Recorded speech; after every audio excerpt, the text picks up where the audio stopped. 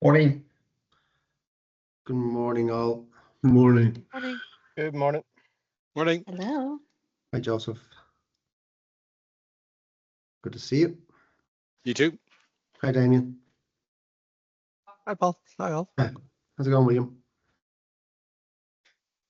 Good. Can't complain. We're just going to give it another 1 minute, if that's okay.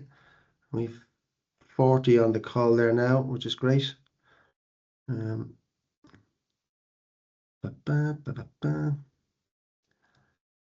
still a few people joining, so I'm just going to give it a minute, guys, before we kick off. I've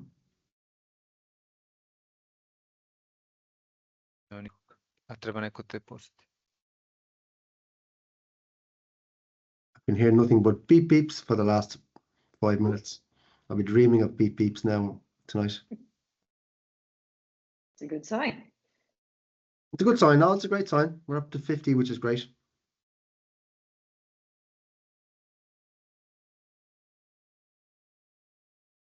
Okay. I'll just give it another 10 seconds. What have we got there? 50 odd. Okay. Which is great. Oh, another couple. Right. 12:02. I think we'll start now, folks. If that's okay with you. Firstly, thank you, everyone, for joining and giving up. I had a feeling this would happen. But firstly, thank you, everyone, for joining, giving up an hour of your valuable time today. I do believe it'll be very worthwhile for you. So I just want to explain for those who don't know who or what MMC Ireland is, who we are. So MMC Ireland is the representative body of the modern methods of construction industry in Ireland. We have just over 80 members, stretching across all aspects of MMC, including 3D volumetric, 2D light gauge steel, ICF, precast, engineers, architects, contractors, suppliers. So it's a broad range of the MMC sector, and I think it does give a true representation of what's going on in our country in the MMC sector. We would work with government in a number of areas, particularly around housing. We would sit on the MMC Leadership and Integration Group, and we would be involved in the MMC Action Plan and other initiatives that government are involved in. So we're actively involved in a number of areas in MMC throughout the country. The reason for today's webinar is hosted by one of our working groups, which is the Education and Awareness Working Group, which is chaired by Dick Clerkin. The reason for these monthly webinars, this is the first one, is to do exactly what that working group is responsible for, which is education and awareness of MMC in the country. Our first presentation has been done, thankfully, by Helena Lidelow. So Helena, I know Helena well. Helena is the Chief Technology Officer from VBC. VBC are a global manufacturing company, and Helena will tell you exactly what they do and where they're based. And Helena's going to talk about 2 or 3 things today. One is when modular makes sense, because it doesn't always make sense. And a lot of people do confuse MMC with modular. Modular is one element, and not necessarily a large element, but it's one element and a very important element of MMC. So Helena will talk about when modular does make sense, and most likely when it doesn't make sense. And she'll also talk about what clients should expect when they're embarking on a modular journey, and what the key differences are between working on a traditional contract and working on a modular contract. So I'm going to, at the end, what we will encourage and what I will encourage you to do is, as you have your questions, if you put them in the chat box, Dick Clerkin will pick them up, and we'll put some time aside at the end, 10 minutes or so, to deal with those questions. We may or may not get to all the questions, but we'll certainly pick some of the key ones and propose them to Helena, or even if you have any questions of myself, I'm more than happy to take those also. So I'm going to hand over to Helena now. I'm really looking forward to hearing and seeing this presentation. Helena, the floor is yours. Thank you so much, everyone, and happy that you're joining this webinar. I'm sitting in Limerick in Ireland, and currently in one of our demonstrator modules that are positioned here at Arthur's Quay. So most warmly welcome to one of our small projects then at VBC. I'm going to share my screen and we're going to go through a PowerPoint, and then I'm going to take you on a tour in our unit here. So Volumetric Building Companies is an international company producing modular across the globe. We have two factories in the US, one on the West Coast, one on the East Coast, and we have one factory in Poland. Now, there is also a design office here in Ireland, and the connection between Ireland and Poland is building out to be stronger and stronger by the day here inside our company.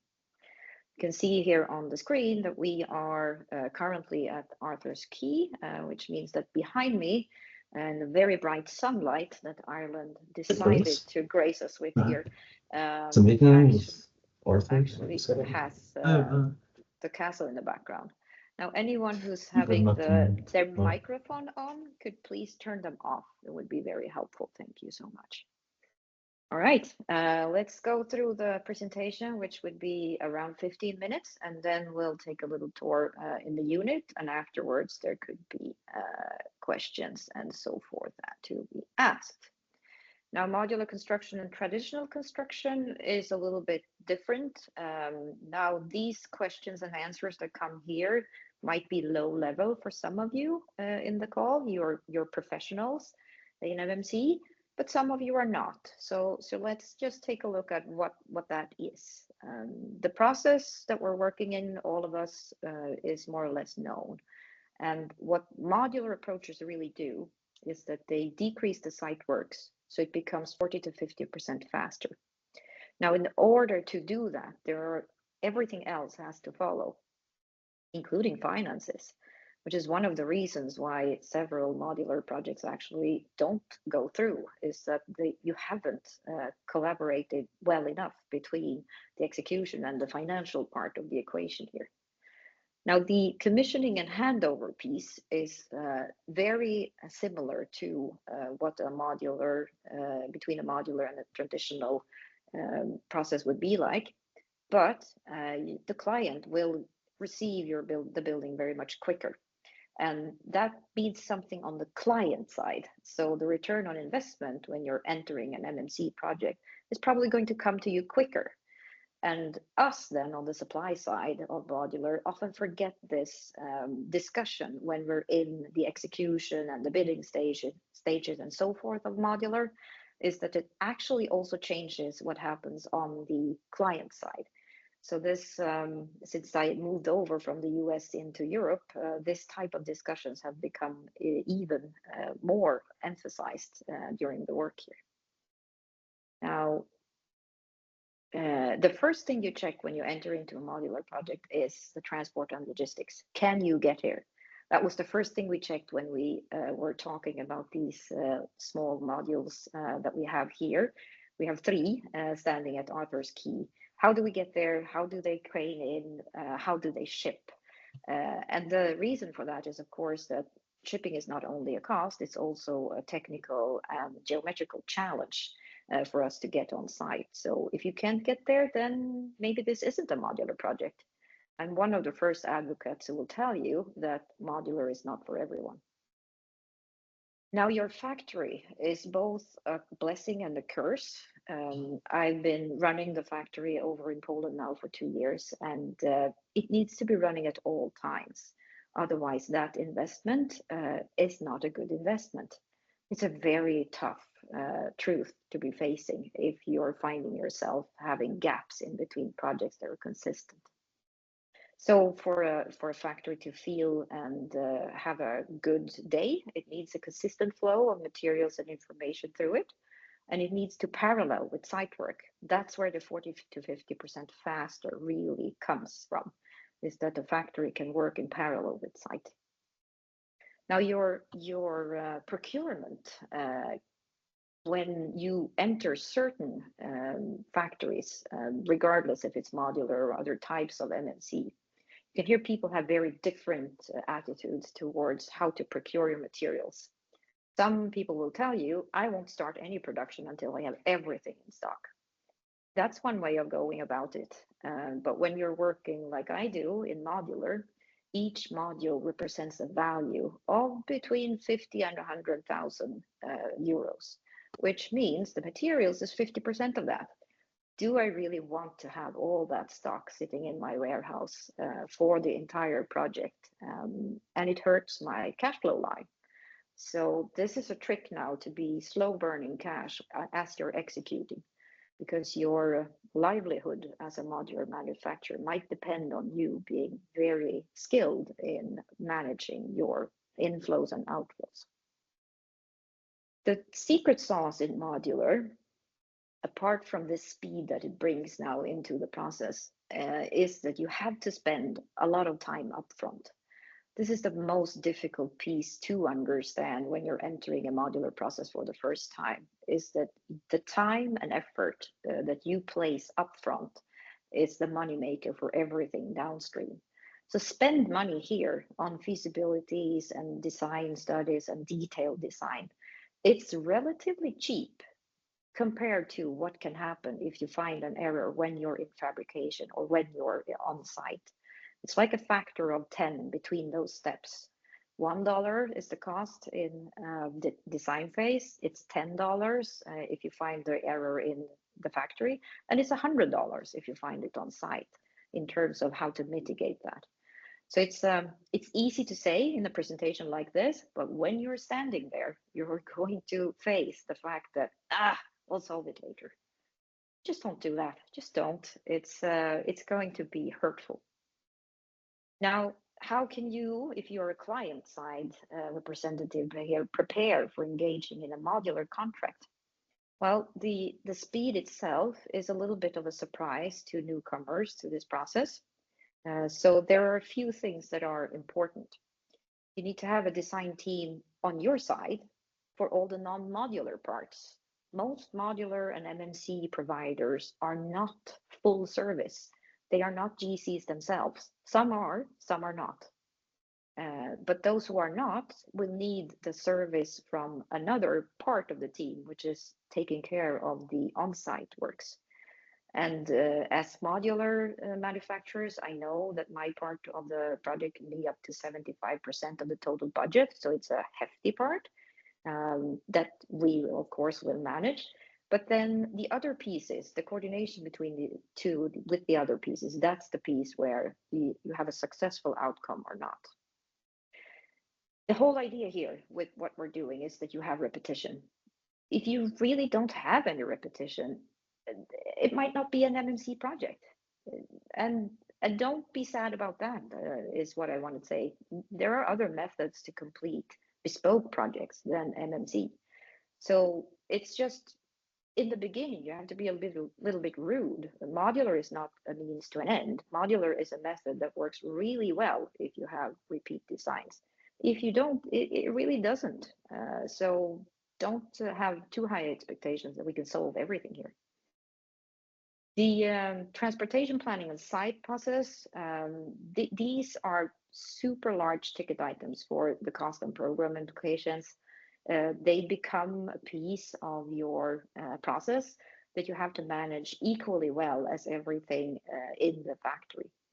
And doing a good transportation planning upfront is probably going to be the deal breaker if you go into the project with an MMC approach or not.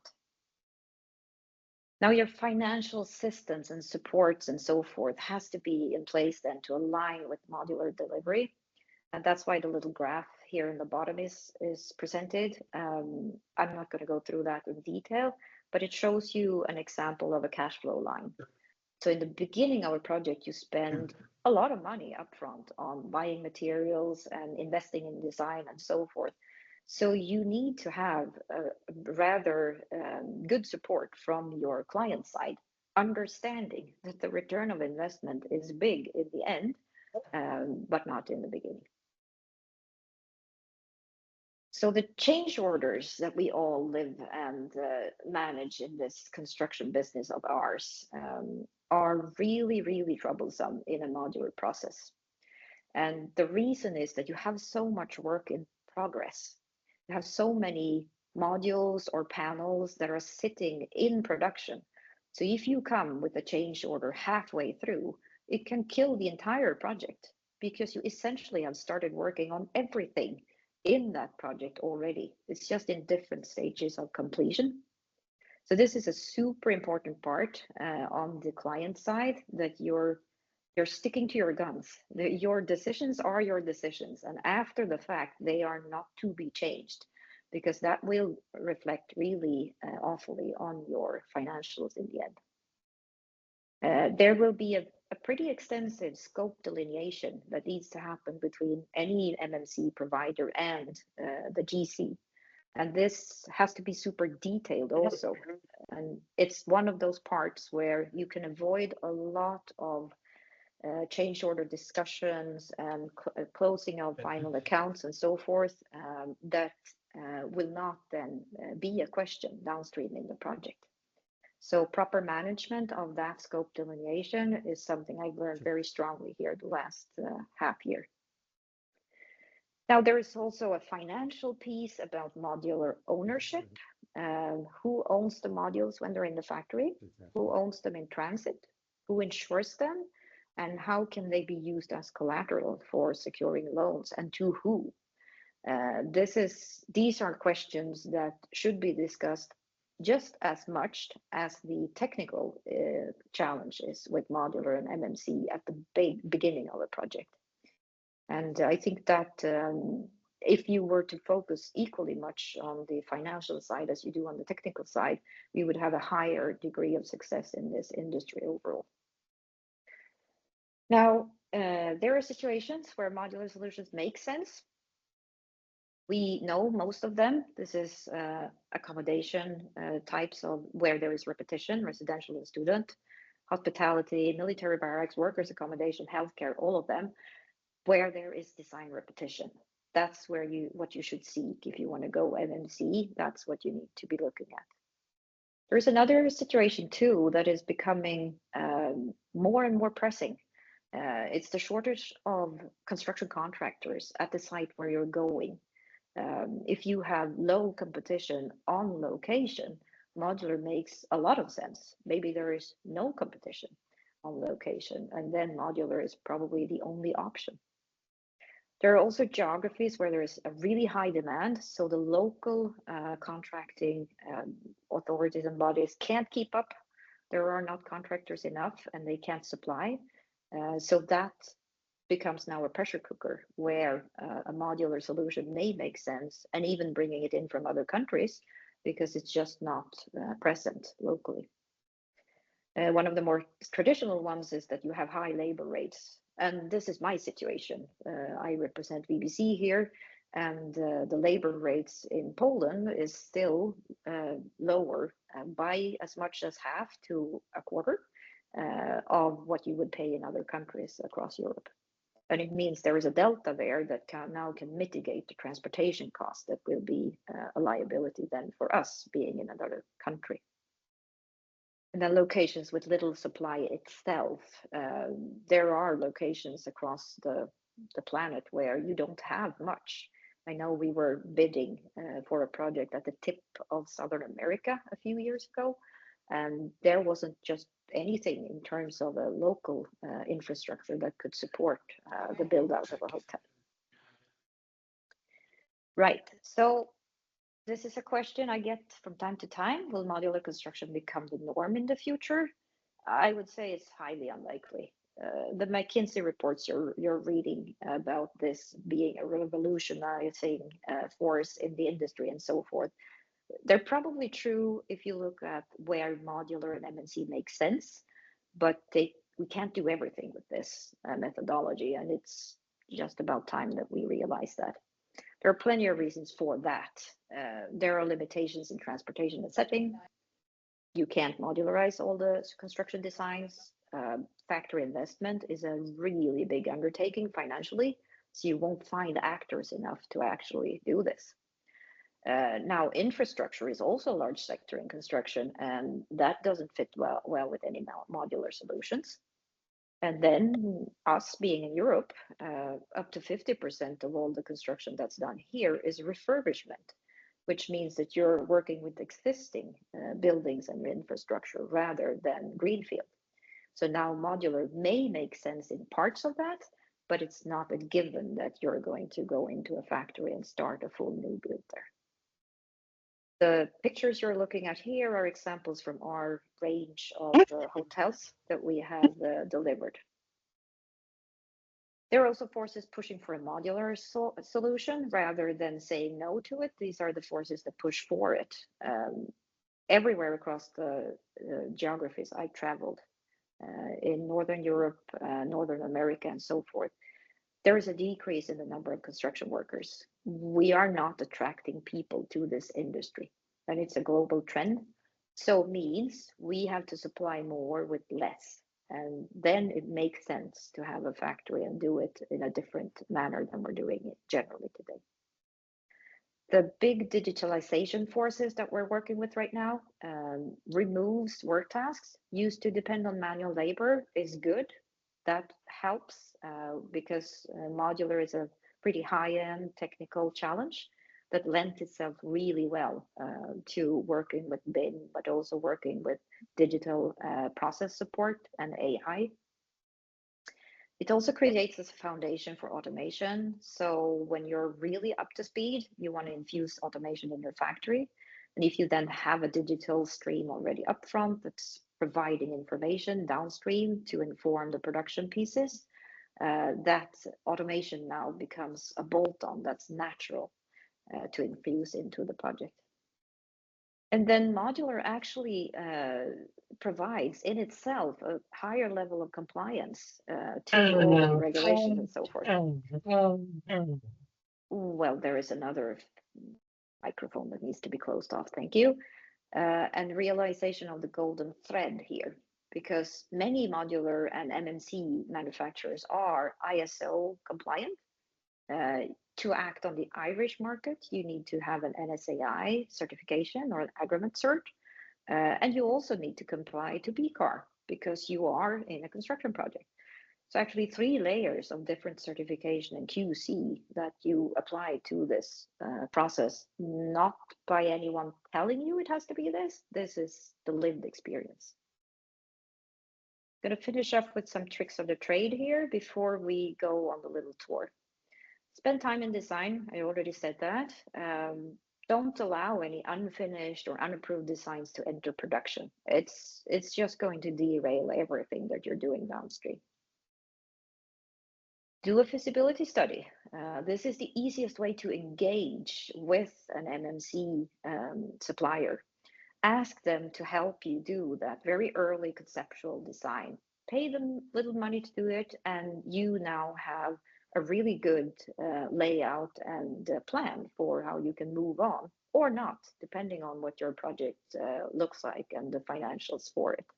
But having this is a good learning experience, and it's also a very light touch engagement and gives you a lot of comparisons between different suppliers if you choose to engage with many of us. Please bring your insurance company and your bank with you already from the beginning. It is awful ending up halfway through and almost signing a contract and then have your bank or insurance company say, no, we will not support this because of something you should have thought about 3 months ago or you didn't know and so forth. So these discussions are vital to having a successful modular or MMC project for that matter. The interface coordination is the secret of the sauce to get all of this working. Most of the errors that are done between modules and on-site work, they are done when you're interfacing with another actor or another technology. So, wow, it didn't fit here. The stub out is on the wrong height, or even worse, no one thought about the sprinkler system needed to be commissioned a certain way. It's the wrong size of pipe. It's now inserted and it's embedded, so it's very difficult to switch out. All of these things are super, super important as the trick of the trade. So we spend more time on coordination than actually doing the design of the subsystem, but it's worth it in the end. And the reason is this: An error in any MMC multiplies, and it multiplies by hundreds.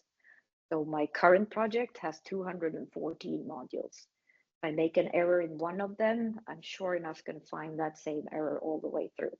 And now 214 times a small error is a lot of money that I have to now pay and support to rectify that.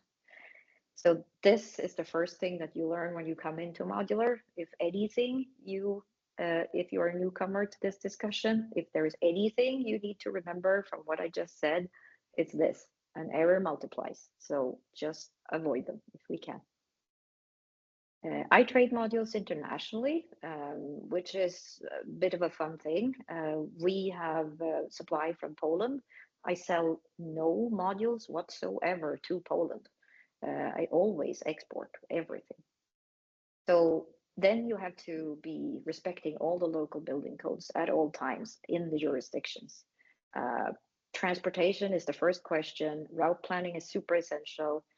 And the local jurisdictions will always have their opinions. So I meet whatever you have around you in your city, county, on the national level. If you're working internationally, it's the same discussion all the time. There is always a local jurisdiction and they will have an opinion. So I stopped 10 years ago talking about the fact that maybe it could be good if we're looking at a standard across several jurisdictions. It won't happen in my lifetime. So right now I'm working with the attitude, let's just work with this as a common day experience for us now. There will be a difference, and let's just find out what the difference is and we'll manage it. Yes, there are tariffs and VAT challenges when you're exporting. This is not much different from any other goods you're shipping. The only difference here is that the goods you're shipping is really large. So it takes up a lot of space. So it's not unusual for us to, rather than think about the number of trucks that need to go to site, maybe we think about the number of ships or vessels that need to take a project to site. And when you work internationally, the last point that is interesting is that materials is not really the material when you're in different countries. A gypsum board is tested differently if you're under US jurisdiction than you do in the EU, for example. So it means that global sourcing can be a tough one if you're not certified according to the correct protocol to be inserted in the building projects that's going to your jurisdiction. And this takes knowledge and management too, to be able to make sure that you are now compliant in all the jurisdictions you go to. All right. Aren't modular designs boring and repetitive then? That's the question I get from people who are not used to the industry. They will say things like, they're shoeboxes, or they're just super boring 60s communism days. Those are comments I can get. So I thought we should go have a look then in the module I'm sitting in and just take a look at some of the design features we have here. So if you'll allow me, I'll do some technology swap and switch to camera so you can have a look together with me.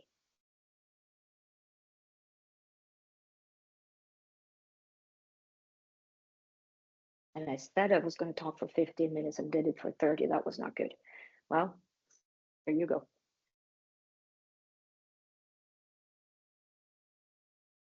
Perfect. This is me now. Welcome. This is the studio unit we're in. It's 23 square meters, and it's made of a steel structure. This is a permanent steel structure. So permanent steel means 50 to 80 years of a lifespan. So this is really not any porta cabin. I can have heavy loading on this steel structure, and especially in a non-seismic area. As you can see from our beautiful view here, it's a little bit bright outside, so I'm not sure that you can see what's behind it, but I'm looking out over the castle here in Limerick, and you can see our opening size here is really from the floor almost all the way up to the ceiling. And that's something that's enabled by our steel structure. Also, the quality of what I put in here would be what you normally find in any construction project. I'm lucky enough at volumetric building companies in Poland that I have a furniture factory too. So they make the FF&E for the modules. And this is a super good advantage when you're working in modular, because as some of you may know, all this needs to be coordinated with what's in the wall. So there needs to be backing and so forth, and I need to run electrical in certain places. And if I then own both processes, these now become easier to coordinate. This unit itself has a Murphy bed, and this is a really good feature when you're working at 23 square meters. I fold down this one, it becomes a full-size bed, and then during the day we'll just fold it back, and it now is a space that you can use during daytime. The kitchen is something that we also make and install in the factory. I wouldn't be making the countertop and the other finishes here, but all the cupboards and the installation and the backing here is installed already in the factory.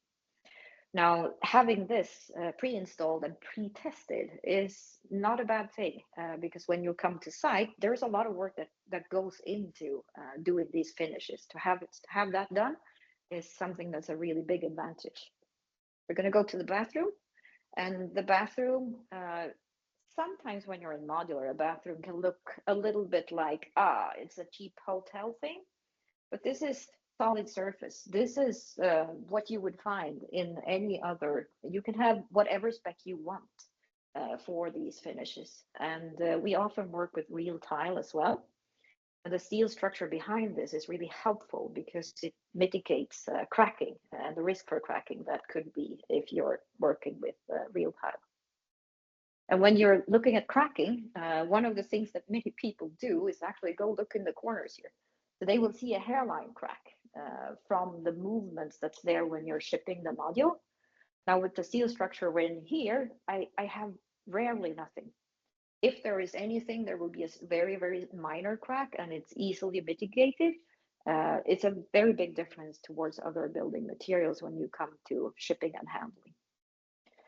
Now, the last thing I wanted to show you here is the timeline actually for the piece that you're in here.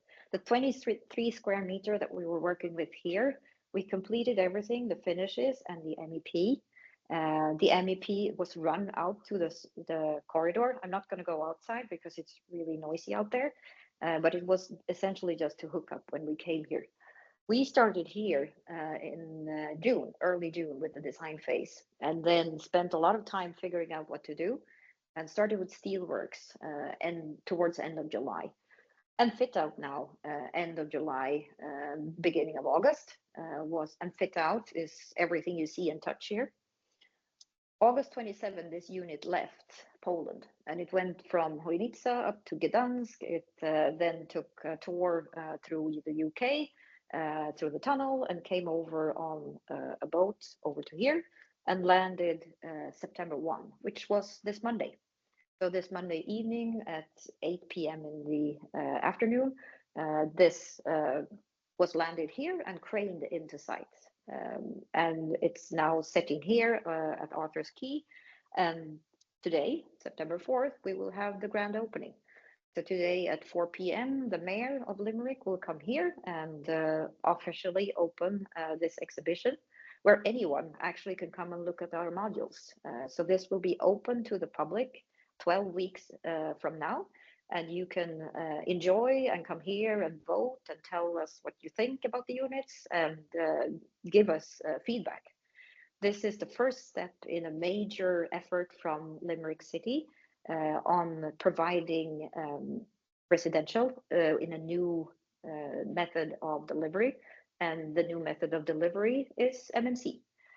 So that's why the units are here. So most welcome if you have the possibility to come over to Limerick. Now we're going to finalize this session with a Q&A, and I thought I would just sit down here on the sofa and let Dick ask the questions that hopefully have entered the chat, and if they haven't, then I'm sure Dick has questions anyhow. Over to you, Dick. Thank you, Helena. That was an excellent presentation. I think somebody texted me there. They didn't put it into the chat. They're thinking they could probably get about 500 quid a night on Airbnb for that module for the next 3 months, so it could pay for itself if nothing else, the way things are in Ireland at the moment. But listen, very well, great use of technology to show us around as well. So good to see we're pushing the envelope in that regard.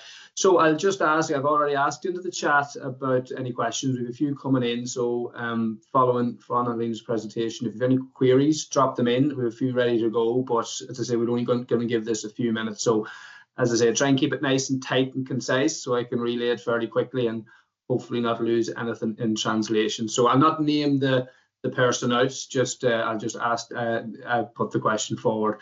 Okay, first one up is quite a few technical ones here, Helena. With a steel frame floor, can you explain how the fire and acoustic requirements are achieved? Yes, of course I can. So this is a steel frame, and we have a hot rolled frame, and it's C-sections in between. This is a welded frame. You could make them bolted as well, but our technology is a welded frame.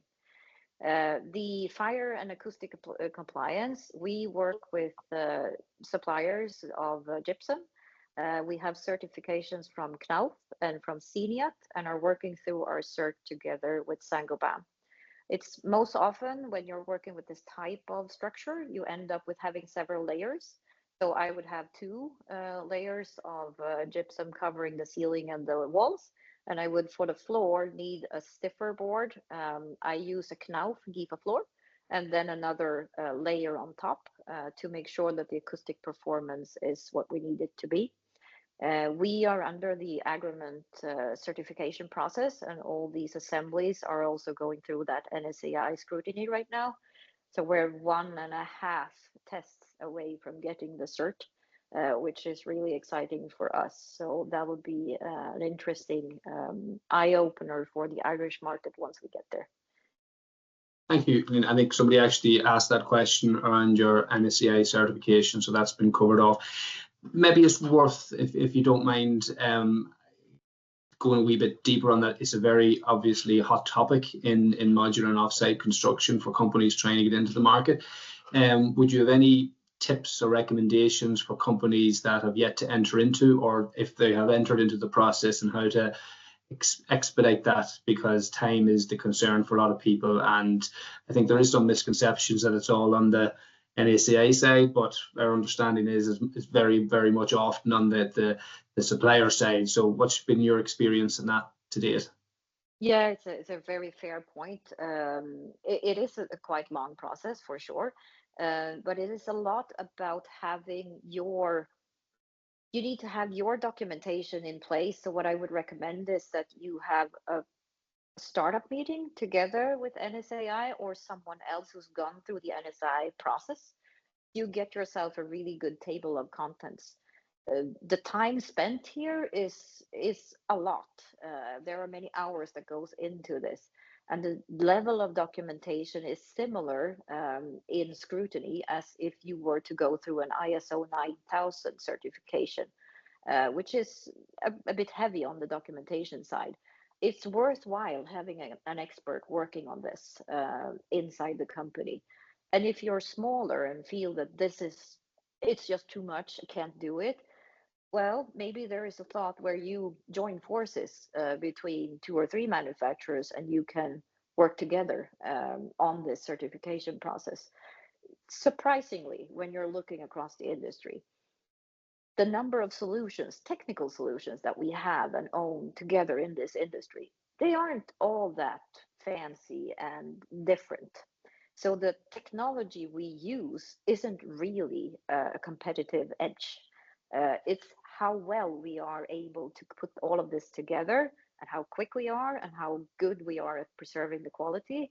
It's not the technical buildup of the wall itself. No one comes to you and buys a project because you have a certain technical buildup of your structure. So you can share that between different suppliers if you like to, and then maybe facilitate this process moving ahead. Good. No, I fully agree with that, Helena. A few more technical questions here. So around the detailing. So how do you manage the details at module mate walls in terms of floors, walls, joinery details? Joinery details are the bread and butter of any MMC supplier. If there is a secret sauce to being a good MMC supplier where you actually can get competitive edge, it's in having good details that are very easy to build. They need to be easy to build and they need to be easy to QC. So it's nothing fancy, but choosing a reliable solution is very important. Now, I'm not going to go through the details we have, but what I will tell you is that you need them all. So you have to have the details there. They have to be part of the package that you're submitting to get approvals. You need to have your engineer on the client side fully aligned with your details. If they don't like the detail, you need to have that discussion. And the devil is really right there. If you're not agreeing on the detail, you won't get this approved. So there's no kind of hiding in this space. It's about having a library. These are my standard details. This is what I'm doing. And then you go through and check for compliance with the local jurisdiction. So we do that in every project. Okay. Thank you. Okay, we have the last couple of questions here. If anyone has any more to drop in, if we don't get to them, we'll give the opportunity to, we'll pull them together and send them off to Helena thereafter. Just a couple more here to go through. So obviously, Helena, you're well aware of the housing crisis, as it's called in Ireland. Yep. So in terms of bigger housing solutions, have you anything in mind or in the market for, well, in Ireland we talk about the 3-bed semi has been the go-to solution for solving the housing market.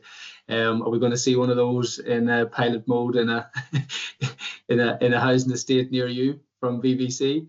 Yeah, why not? Why not? I mean, every geography has their own kind of trend or liking of what good looks like. Some people want to live in multi-story, 5 levels, no problem. It's high density. Some like 3 levels. It's a walk-up. It's a 2-level. It's a terrace solution. It's all fine. I think the mistake is probably if you want to try to push a one size fits all on everything. That's probably not a good approach. Making what you're suggesting here using a modular technology, absolutely doable. Why wouldn't it?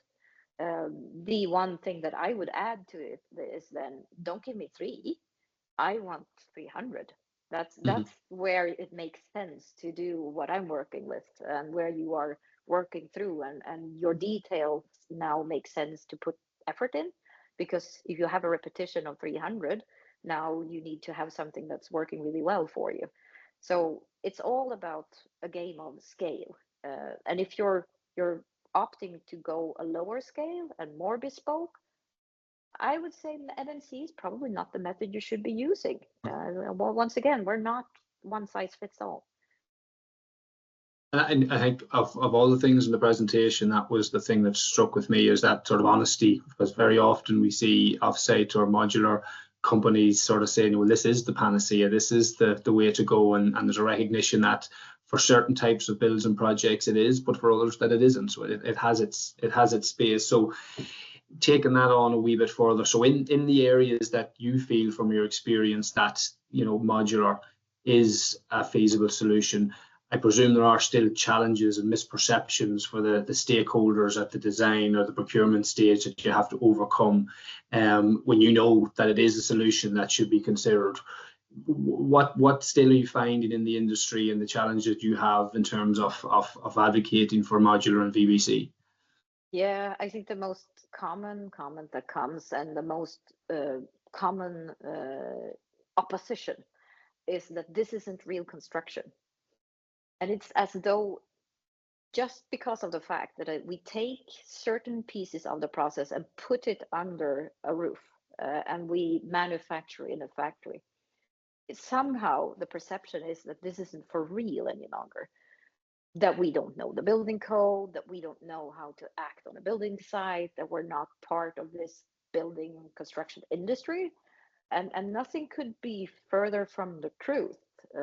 We're probably more intricate in detail and understanding of what needs to be done to be compliant, just because we're forcing ourselves out of that zone where you can fix a few things on site and rely on construction workers that are super good and can solve any problem. I don't have anything against the people who are doing that. I really, really don't. But I have a lot against the argument that modular, for some reason, shouldn't be considered construction. It is definitely construction. We are part of the construction industry. We're just choosing to manufacture our piece in a different manner. So we are part of that hybrid era where it's the gray zone between manufacturing and construction. But our end product ends up in the construction field. And we can never say that the construction code or the building code or whatever can't apply to us just because we have a factory. That's not how that works. So I feel that people who are arguing around that fact that this isn't for real, that they're the ones where I get really annoyed. Many thanks, Helena. So I'm going to give you just a last word to sign off. Helena, don't log off, please. Just when Helena finishes, we've just another wee minute just to sign off and let you know about the next webinar that's planned for October.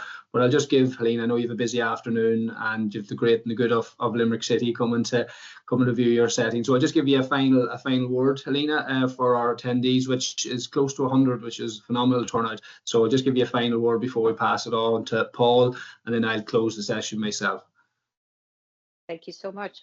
No, it's been a pleasure having you all here, and I'm really happy that you're over 100 online. I'm super happy about that. It's been a pleasure having you here. Thank you for coming and looking at our unit. If you have the time or passing by Limerick, just come down here, touch, feel. Please give us the feedback if you have it. Nothing could be better for me. Even if you hate it, even if you don't like what you see, just give the feedback back. It's always very helpful to understand what's there and what's not there. And I know we're not perfect. No one really is. But it's been super fun. And for us, for me personally, and for the team here, the VBC team, who has made this come true, it's been a joyful experience. We brought the first 3 modules that VBC has ever made to Ireland and be able to showcase them here and also have the team join efforts across Ireland and Poland. It's been a really, really exciting experience to be part of. So thank you to the team as well. And I'll hand over to you, Dick, and just stay on and see what gives. Super. Thank you very much, Helena. Paul, I'll just give you a note there, and then I'll close the session, letting the group know about what's to come next. Thanks a lot, Dick. Just a couple of thank yous from me. One to yourself, Dick, and Anna, as part of the Education and Awareness Working Group, for putting all this together. It's great achievements. I think it's a great one to kickstart the Lunch and Learn series, which we will obviously advertise on LinkedIn and go out to our kind of media partners on an ongoing basis to keep people informed as to what is next. And you'll touch on that in a second, Dick. I think we have 6 already booked in for the next 6 months, and we'll announce them on a monthly basis. So big thanks to yourself, Dick, Anna in particular. Obviously, a big thank you for everyone turning up. As I say, we had over 100 registered and we had 90 odd on the actual webinar itself. So really thank you for taking your time out. I do hope you got a lot of benefit out of it. I do hope you got to learn a few things, and even if you picked up 1 or 2 things, hopefully that you can take that away, good and bad, and please feed them back into ourselves here, into MMC Ireland, and we'll feed them through to Helena or whoever else is appropriate. We're more than happy to help. And thank you most importantly to Helena. Helena, fantastic presentation. Thank you for taking the time. Very impressive presentation. Loved your new units. Can't wait to get down and have a walk through them. So really appreciate it. Thank you, Helena. Yeah, thank you. Thanks, Most Paul. welcome. Thanks, Paul. So just very quickly to close, folks, I'll let you back and get a quick lunch before you're back to work. Again, just to reiterate Paul's words, huge thanks to Helena and the VBC team for putting in the obvious time and effort for today's session. So this is the first of a series of Lunch and Learn webinars running over the next 6 months. Again, the topics of which will vary. We're canvassing our members and outside the network as well to see what people want to hear, not because it's a very changing landscape out there. So we want to make sure that, you know, if people are going to spend their time to log in, it's not something that they've heard elsewhere or seen at a conference last year. It's something that's new and very relevant for our membership. So on that note, so the next webinar to be held in early October is going to be centered around the area of AA. And obviously it's a very much a discussed topic, a confusing one, if I'm being honest, for a lot of people. What does it actually mean and how does it actually apply to your business? So we're going to be actually going out to the network, and for those of you that attend today, well, if you were to attend an MMC or an offsite construction around the area of AI, what would you like to hear? We would like to look at case studies, practical examples, what people are doing across office, technical, manufacturing, site, data analytics, all the different things that you're already doing, you're considering doing, your apprehensions around AI. One of the issues coming up now, we've seen speaking with clients ourselves, is what I would call sort of negative AI bias. This what's happening now is people are seeing content, be it tenders or proposals or information coming across their desk that they know has been generated by AI, and you've already got an immediate negative bias against that. How do we protect against that? How do we leverage the tools without compromising our individuality and our integrity as a business? I know of a company that lost a big tender recently because it was said to them that the content they put forward in the tender, albeit very accurate and applicable, was generated by AI, and they're learning the lesson. So we want to have those discussions. We want to try and get a few examples of what's happening at the minute and how we can sort of bring that to the membership. So we'll be giving people the opportunity to come up with some ideas, what you'd like to hear, and we're going to be bringing in some industry experts to share, well, what they're actually doing and how they're actually deploying this in a way that shouldn't be feared or shouldn't be is something that we can be apprehensive about, and leverage the tools to drive efficiency, to drive optimization, which we know that they can. So again, you'll hear more about that. Anna will be reaching out over the coming weeks around the next webinar in terms of dates and registration. But for today, just again, a huge thank you to Helena and the VBC team, Anna Whiting in the background, who put a huge amount of work to get our first one done. As I always say, get the first one done right. We'll worry about the rest of it thereafter. And I think in terms of the attendance and the fact that everybody has largely stayed on, it's a testament to how well it's been ran and the quality of the content. So for me as the chair of the Education Awareness Group, a huge thank you to everybody. I wish you an enjoyable day, and we'll speak again soon. Thanks, Take Luke. care. Bye now. Thanks very much. Great presentation. Cheers. Thank you. Thank you. Thank you.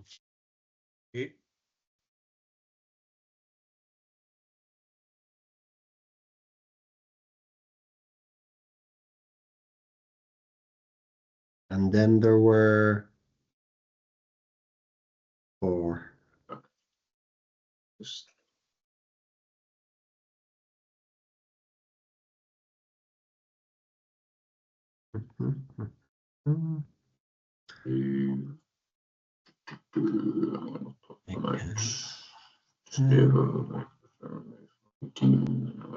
people out here. Yeah.